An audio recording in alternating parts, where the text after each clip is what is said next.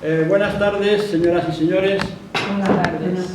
Empezamos un filantón literario con una mención especial y agradecimiento a la biblioteca, Elena Fortún, a su directora, a Nati y por supuesto a Antonio Provino, que, como ya digo siempre, entrañablemente es imprescindible y necesario. Y muchas gracias a vosotras, a todos ustedes, por su querida presencia. Tenemos música, tenemos poesía, tenemos a Elena Poniatowska, que es una presencia importantísima. Solamente ella con esta sonrisa ya nos llena de fuerza y de ánimo para seguir adelante. Aquí tenemos otra foto de ella. Elena Poniatowska es una persona extraordinaria y con una sensibilidad especial, como vamos a ver después. Ahora mismo, para abrir boca, tenemos la suerte de contar con Paco Recuero y Roberto Penas. A Paco Recuero yo le conocí en la peluquería de... Sí, en la peluquería de Lati Domínguez, y a partir de ahí, desde hace muchísimos años, pues colabora con nosotros de vez en cuando y es un estimable músico, pianista y amigo. Así que a Roberto vamos a empezarle a conocer hoy y ya por la pinta me da la sensación de que vamos a quedar muy contentos con la participación de los dos músicos.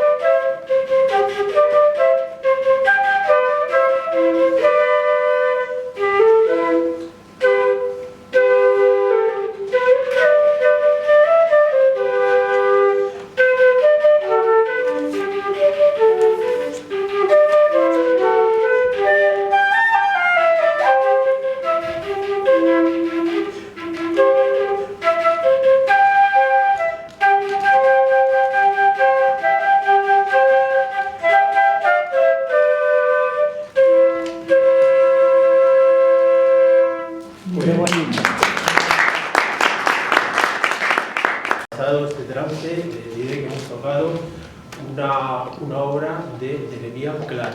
Jeremías Clar es un músico inglés que desarrolló su vida en el barroco, vivió muy poco, desgraciadamente, porque se enamoró tanto de una señora que era superior a su rango, y entonces no lo resistió y se quitó la vida por ella. Pero vamos, un buen músico.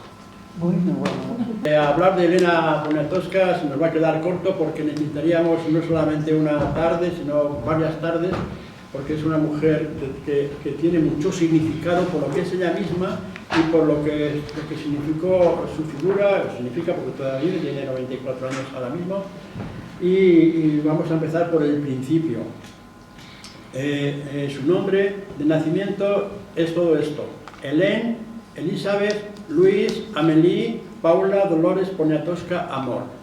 Ese es el nombre completo.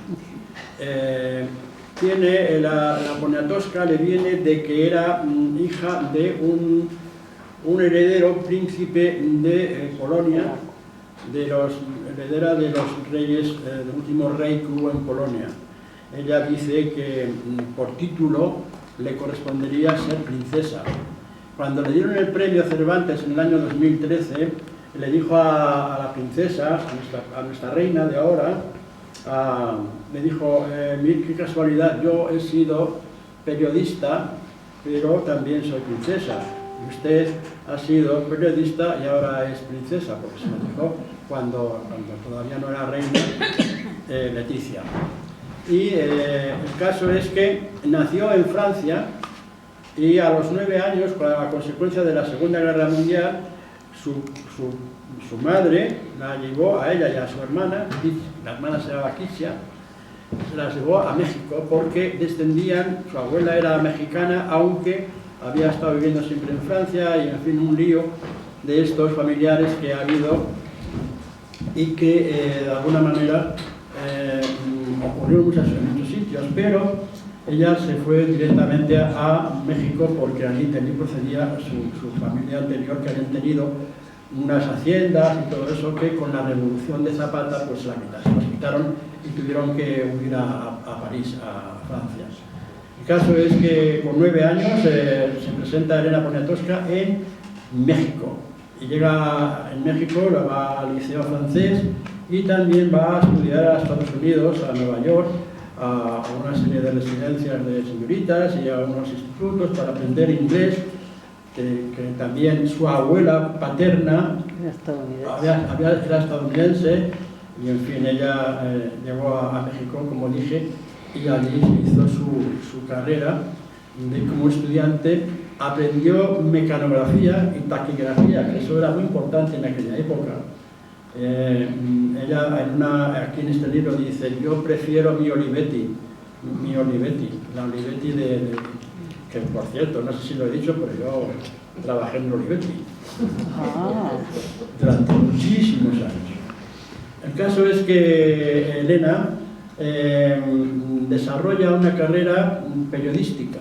Se pone a hacer entrevistas casi de una forma improvisada y le salen también que la contratan en un periódico y hace 300 entrevistas al año aproximadamente. Y empieza a tener un nombre y ya luego empieza a escribir novelas. La primera novela que escribe se llama Ilus, espérate un momento que para que no me equivoque yo. Para eso tengo los apuntes. Ahí está, ¿no? Lilus Kikus. Ilus Kikus. Que son, más que nada, son relatos. Y son cuentos donde habla de su universo mágico infantil. Su protagonista es una niña que usa su imaginación para vivir aventuras. Entre sus sueños está el de poseer unas uñas de sol para poder leer durante la noche. Otro libro importante de ella es Hasta no verte, Jesús mío. Se inspira en una señora que ahora mismo se dedica a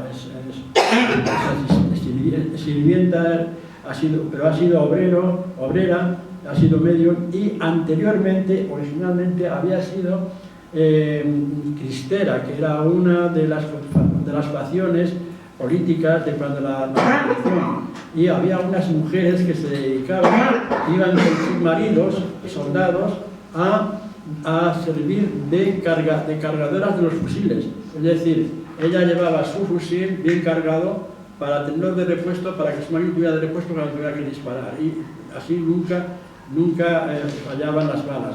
Nunca fallaban las balas en el sentido de que siempre tenían la munición preparada.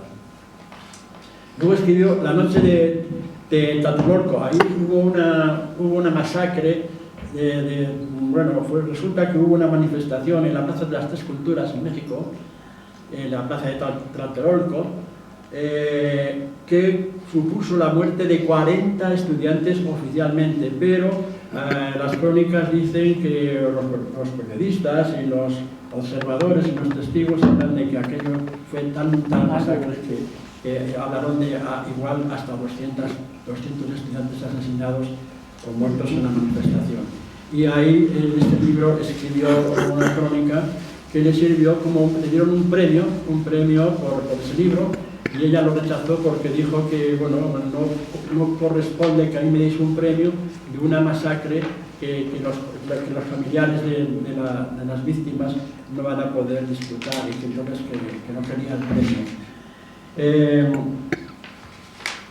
Hubo una película sobre este asunto que se llama Rojo Amanecer, está basada en estos hechos. Esto fue en octubre del año 1968 y la revuelta vino provocada porque justamente en el año 68 se celebraban las Olimpiadas,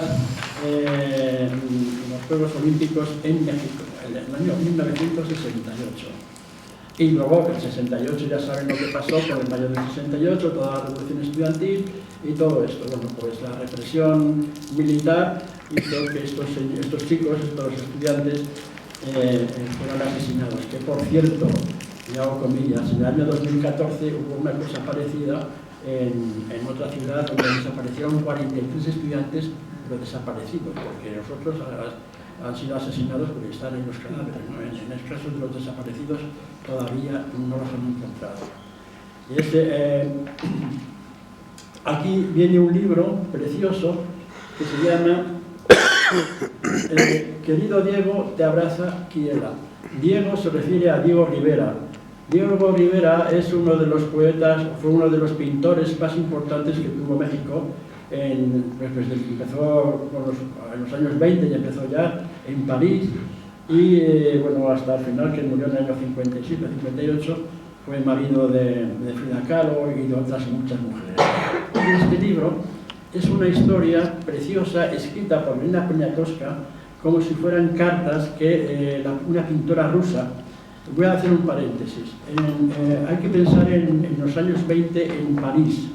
Hubo un movimiento cultural tan importante donde se juntaron muchísimos pintores, muchísimos intelectuales, unos que vivían de España, otros que venían de la Revolución Rusa, otros que venían de Polonia, otros de Hungría. Hubo ahí un montón de gente que apareció en París y que provocaron un movimiento cultural que se dio a llamar, en una parte, hubo varios movimientos, pero uno de ellos fue el surrealismo. Y ahí apareció Joan Miró, Dalí, por supuesto, Picasso, por supuesto, y mucha otra gente y apareció Diego Rivera. Y Diego Rivera se enamoró, fue un flechazo. Imaginemos, en París hay un barrio que se llama el Barrio Latino. Y entonces en el Barrio Latino va a un café un tío alto, así moreno, con facciones un poco casi, digamos, étnicas o primitivas, o un poco especial en París, ¿no? que era con sombrero, muy elegante y que se llamaba Diego Rivera. Y la chica que se encontró en el año 21, en octubre del año 1921, se llamaba Angelina Beloz, que era una rusa, pintora también, procedente de la alta sociedad rusa, pero que estaba exiliada en París. Y se enamoraron de una forma bestial y estuvieron 10 años de relación como pareja, como matrimonio, y tuvieron un hijo. Y ese hijo al año y medio, 18 meses más o menos, o 18 meses no hacía. Antes de que cumpliera los 2 años se murió. Y el libro es un libro epistolar, que se lee muy rápido porque además está muy bien editado, con una letra muy grande, y es un desahogo de esta mujer que dice: voy a mandarte por correo en sobre de cartón, uno por uno, los bocetos de los grabados para que los apruebes o hagas alguna sugerencia, frotándome tú, me siento frágil hasta mi trabajo. Era la situación de los artistas en general, pero en aquella época también, pues era muy precaria, de muchísimo sufrimiento, de muchísima hambre, de muchísima necesidad. Dice ella, dice Kiela, dice: yo podría vivir como una reina si fuera secretaria y tuviera un trabajo normal y pudiera tener mi sueldo y mis vacaciones y mi vida resuelta, pero yo soy pintora y tengo que vivir de mi pintura porque para eso soy pintora. Hablando de músicos, una vez escuché yo a 2 chicos que iban con su guitarra a la espalda, iban hacia una escuela de música, y dijo uno de ellos, dice: yo he decidido ser músico, no valgo para otra cosa, aunque pase hambre, aunque me muera de hambre, aunque me muera bajo un puente, yo soy músico y tengo que ser músico. Y esta Kiela dice: yo tengo que ser pintora, y yo soy pintora y tengo que ser pintora. Y dice que menos mal que tiene una tía, que es muy rica, que vive también en París, y que la invita a los fines de semana para que pueda comer. Dice, por lo menos un día a la semana comes bien, porque como tú estás empeñado en ser pintora, no quieres ser secretaria o no quieres ser, lo que sé, camarera o dependiente de una tienda, pues nada, pasa hambre. Y total que la pobre chica muchas veces tenía que ir por la calle buscando cajas de cartón o cajas de madera para poder calentarse, porque no tenía dinero ni para carbón, ni para leña, ni para nada. Y para comer, pues a lo mejor vivía pues, con un té o dos al día como mucho. Y ella escribe, Elena Poniatowska escribe este desgarro, estas cartas que se nos dirige a Diego para contarle cómo va su vida, pero Diego Rivera no le contesta ni una sola vez. Y ella insiste, y que yo te amo, que tienes mi amor, porque te acuerdas aquella noche, y te acuerdas aquel día, y te acuerdas tal, y con nuestro hijo. Y ella venga a insistir, que yo te quiero, que tú eres mi amor. Y al final ella se va a México, consigue dinero para ir a México, llega a México y se encuentran, y Diego Rivera la mira y no la conoce. Dice, ¿pero qué pasa, Diego? ¿No me conoces? Y dice, no te conozco, y aunque te conociera da igual, yo ya tengo otra mujer, así que déjame en paz. Y la pobre mujer pues tuvo que aguantarse y ser pintora a pesar de Diego Rivera. Luego, otras circunstancias que pasaron en París, que llegó un artista, también ruso, no, perdón, este era alemán, Max Ernst, que Max Ernst es un pintor, escultor, pintor, escultor, poeta, litógrafo, collagista, es decir, que se dedicaba a hacer collages, diseñador de joyas, grabador, psiquiatra, dibujante arquitectónico, ilustrador, grabador, dibujante y fotógrafo. Y ahora mismo en el Círculo de Bellas Artes hay una macro exposición sobre Max Ernst, donde se puede ver toda su obra, y viene a cuento porque Max Ernst conoció a una chica que se llamaba Leonora Carrington. Y Leonora Carrington ve una obra de Max Ernst que se llama, fijaros qué título, Dos niños amenazados por un ruiseñor. Entonces ve ese cuadro y él ya dice, yo tengo que conocer a ese pintor porque él se enamoró de su obra antes que de él. Y bueno, pues lo conoció y resulta que Max Ernst era llevaba, no sé si eran 24 años o una cosa así.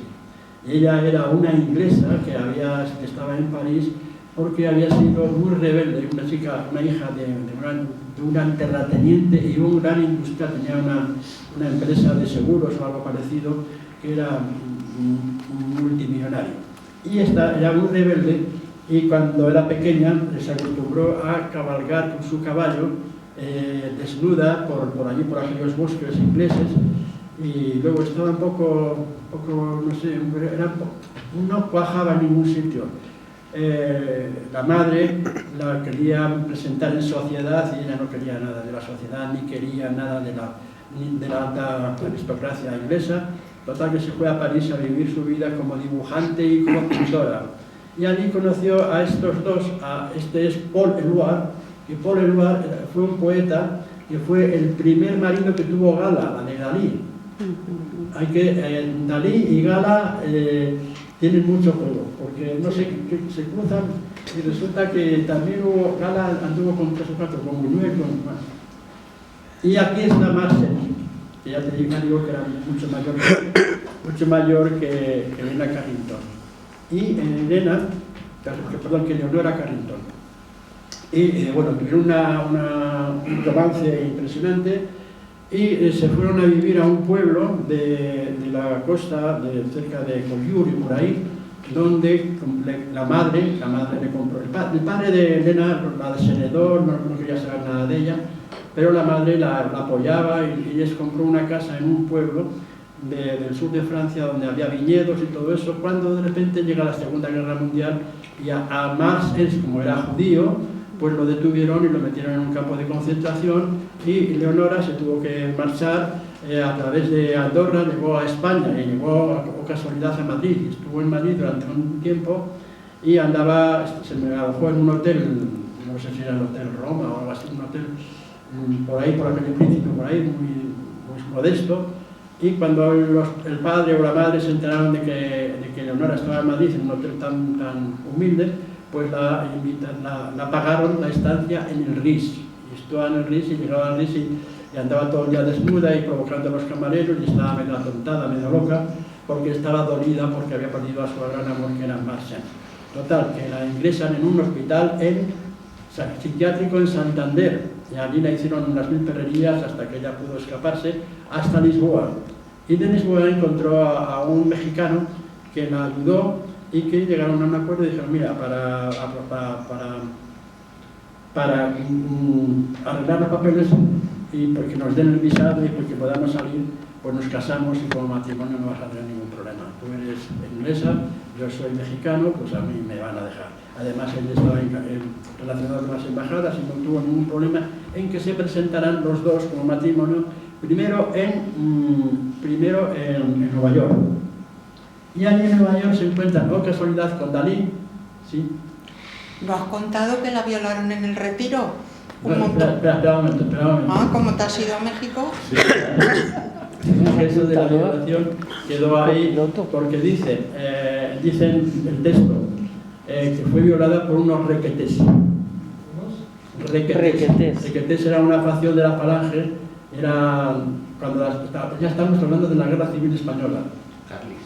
Y total que cuando llegaron a Nueva York se encuentra con que ya Marcel consiguió ser liberado del campo de concentración y va a Nueva York y ahí se encuentra con Elena Poniatowska, pero resulta que Elena cree que Marcel se había liado con Dora Carrington. No, se había liado con Peggy Guggenheim, que era la hija de uno de los creadores de los museos Guggenheim.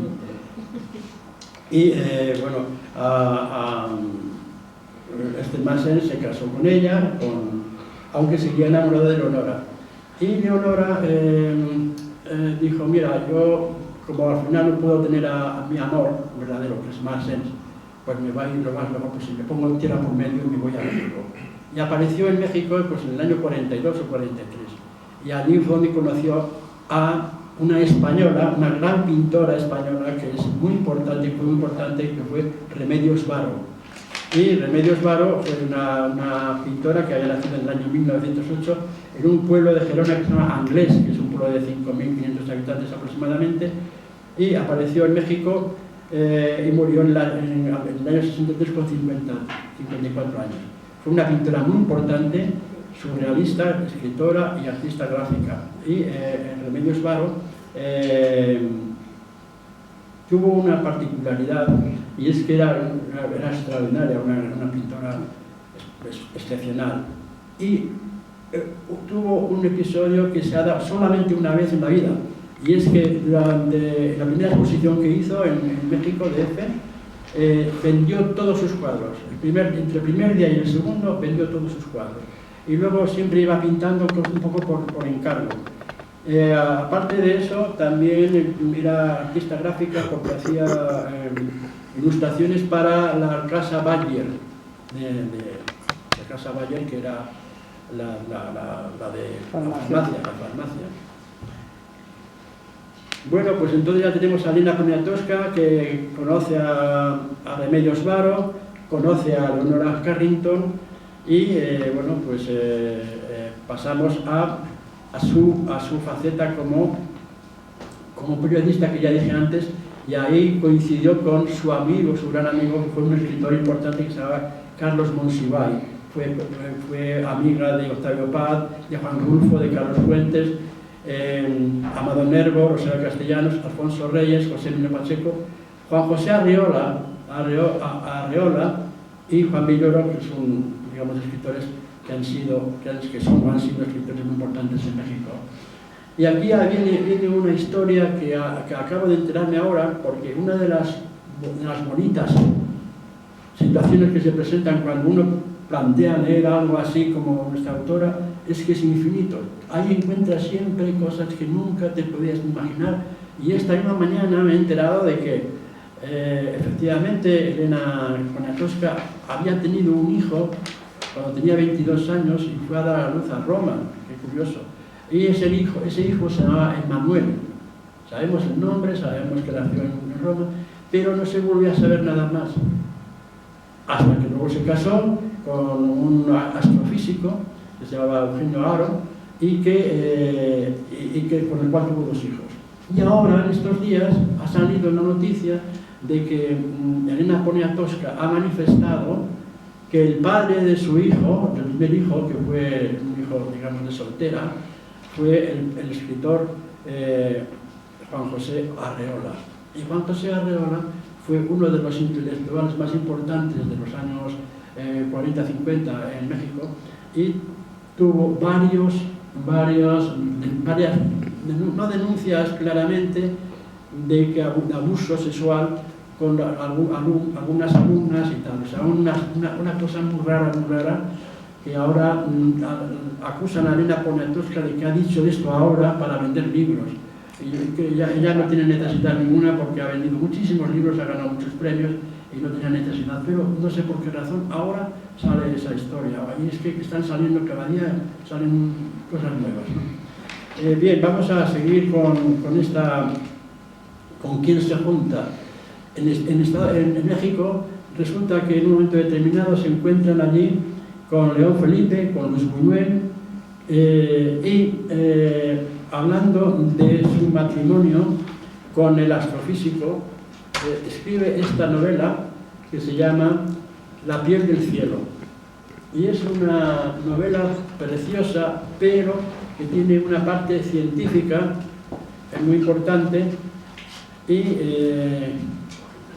he de decir que la inclinación, digamos, política de Elena es de progresista o de izquierdas incluso, se puede decir claramente, y ella está siempre del lado del débil, habla mucho de la desigualdad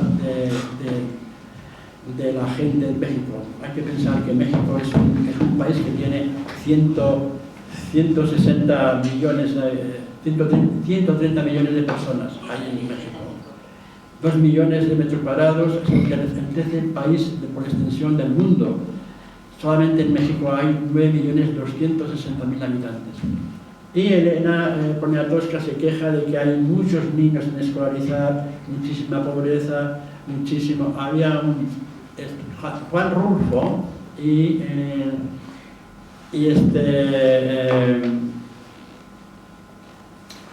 Octavio Paz eran censores de las películas. Entonces cuenta la anécdota de que cuando en una película aparecía un perro, si el perro estaba gordo, lo dejaban pasar. Pero como el perro estuviera delgado, lo gritaban: quita ese perro, que no piense la gente que en México no hay dinero ni para pagar a los perros. Porque en México hay muchos perros en la calle y había mucha gente que se obsesionaba con los perros y cogía perros. También allí nos encontramos con León Felipe. Y antes de que se me pase, aquí habla ella del caso de los niños de Morelia.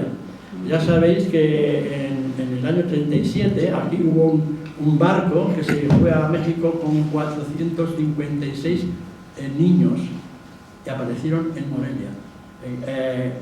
Antonio, ¿quieres decirnos algo sobre los niños de Morelia? No, es una excepción que no se recuerda mucho, porque se recuerda a los niños de Rusia, por ejemplo, o a los niños que fueron a Bélgica y a Francia, pero los que fueron a México no. Fueron muy bien tratados al principio con el presidente que había en ese momento en México, Lázaro Cárdenas, y su mujer, los dos, montaron colegio y tal, pero luego la situación de México fue también teniendo problemas económicos y terminaron prácticamente los niños abandonados. Luego llegaron muchos emigrantes españoles también, pero ya más apoyados por el Partido Comunista y por la República y tal, y bueno, tuvieron sus apoyos y tal, pero los niños fueron prácticamente abandonados. Al final, cuando cumplían los 16 años, les regalaban el colchón y a la calle. Entonces, bueno, y no han vuelto casi ninguno. Los que han vuelto, pues, decepcionados. Sí, pero es una historia que no se conoce mucho, no se le ha dado. Pues mira, Elena Poniatowska lo describe aquí en este libro, un poco de pasada, pero habla también de Luis Buñuel de Luis Buñuel. Recordemos que Luis Buñuel dirigió la película Los Olvidados en el año 1950, donde se ve ese tipo de pobreza que tenía la gente, ¿no? Y como se nos va yendo el tiempo, voy cerrando.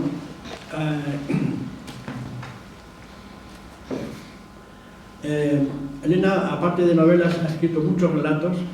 Son unos relatos muy tiernos, con una dulzura, porque ella es muy afable. Cuando la escuchas, cuando presentó este libro aquí en el Cervantes, que se lo presentó Soledad Puertolas, habla de Leonora con un cariño, con una ternura y con una sonrisa siempre. Y dice, Leonora siempre estaba fumando, Leonora no sé qué, Leonora no sé cuánto. Por cierto, Leonora Carrington fue una pintora extraordinaria. Aquí en España ha habido varias exposiciones de su obra, que tiene 150 o 200 cuadros que ha expuesto aquí en la Fundación Mafre, la última vez en el año 2023. Leonora Carrington como pintora ha sido extraordinaria, como también lo fue Remedios Varo. Y decía Elena Poniatowska que cuando hizo esta biografía, que esta es una biografía perfectamente escrita con montones y montones de referencias, montones y montones de nombres, y habla de lo que ahora mismo se llama poliamor. Pues en aquella época ya se lo habían inventado en Francia, ¿no? Pelli, que le hizo a Diego Rivera, y Diego Rivera parece que tenía los dientes de abajo muy pequeñitos, como si fueran dientes de leche. Entonces ella se caracterizaba porque hacía unas entrevistas muy espontáneas, muy graciosas, y le decía, oiga, señor Diego, ¿y usted cómo es que tiene los dientes tan pequeñitos, que son de leche? Y decía otro, no son de leche, son dientes de fiera, y va a comer a las niñas impertinentes como tú. Y otra vez le hicieron una entrevista a Cantinflas, pero Cantinflas, como ya era muy importante, pues le dio un poco de lado y le dijo, señor Cantinflas, pero me está dando un poco de lado, pero que tenga usted en cuenta que mi padre es amigo de su doctor. Y dice, entonces nada, y entonces Cantinflas ya cambió de tono porque... En fin. Convenenciero que eso. Y esto es un libro de Leonora Carrington, porque tanto Remedios Varo como Leonora Carrington, aparte de pintoras, son escritoras. Y esto es un libro de relatos